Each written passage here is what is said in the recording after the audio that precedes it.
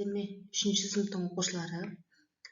Бүгін 54-ші сабағымыздың тақырыбы бастауыш пен баяндауыштың арасына қойылатын сызықша.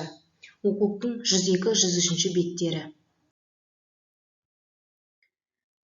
Бастауышта баяндауышта зат есіммен жасалса, бастауыштан кейін сызықша қойылады.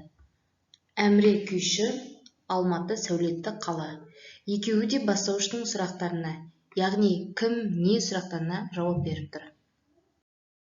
Енді олай болса 13-ші жаттығуға қараймыз оқушылар. Мәтінді тыңда. Астанадан 6 шақырым жерде құлагерге ескерткіш орнатылған.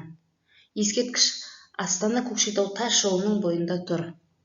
Құлагердің мүсіні мыстан құйылған. Құлагер әйгілі ақан серінің тұлпары. Ақан 16-17 жасынан әнге, өлеңге, домбыраға әуес болады. Мәтінді оқыдық балалар, енді астындағы сұрақтарға жауап береміз. Мәтіннен өзіне қандай жаңа ақпарат алдың? Дұрыс айтасыз оқушылар, біз мәтінді оқи отырып, құлагердің әйгілі ақан серінің тұлпары екенін білдік, және құлагердің мүсіні неден құйылғанын білдік. Екінші сұрақ, мәтіндегі қарамен жазылған сөйлемдерді көшіріп жазып, сөйлем мүшесіне талда. Яғни бастауыш пен баяндауышты табамыз. Олардың тыныс белгісіне назар аудар. Есімізге түсірейік балалар, бастауыш кім, не, кімдер, нелер сұрағына жауап береді, ал баяндауыш не істеді, не қылды, қайтты сұрақтарына жауап береді. Келесі тапсырма. 14-ші жаттығу. Сөйлемдерді оқимыз. Әділет оқушы, Сәуле биші, Алма жеміс. Әділет оқыды, Сәуле биледі, Алма пісті. Екі бағандағы сөйлемдердің баяндаушын тауып, оларға сұрақ қой. Бірінші бағанда бастауыш әділет, баяндауыш оқушы. Екінші бағанда баяндауыш оқыды, не істеді сұрағына жауап беріп тұр. Екіншісінде баяндауыш биші, биледі, жеміс және пісті.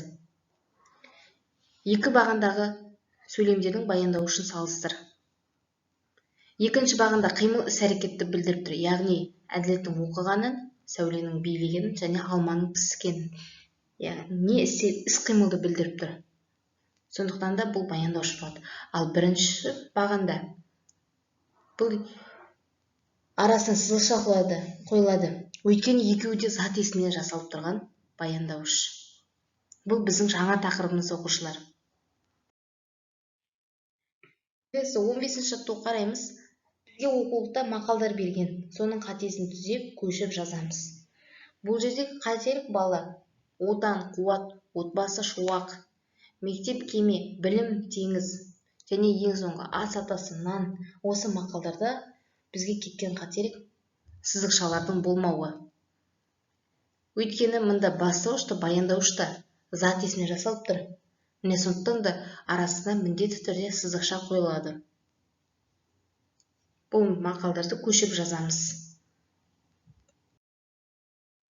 Сонымен балалар, бүгінгі сабақ сіздерге түсінікті болды деп ойлаймын.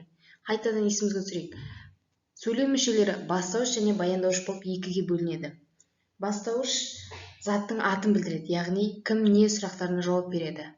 Баяндауыш не істеді, не қылды, қайтты сұрақтарына, яғни қимыл іс-әрекетті білдіреді. Ал бүгінгі тақырып бастауыш пен баяндауыштың арасына қойылатын сызықша.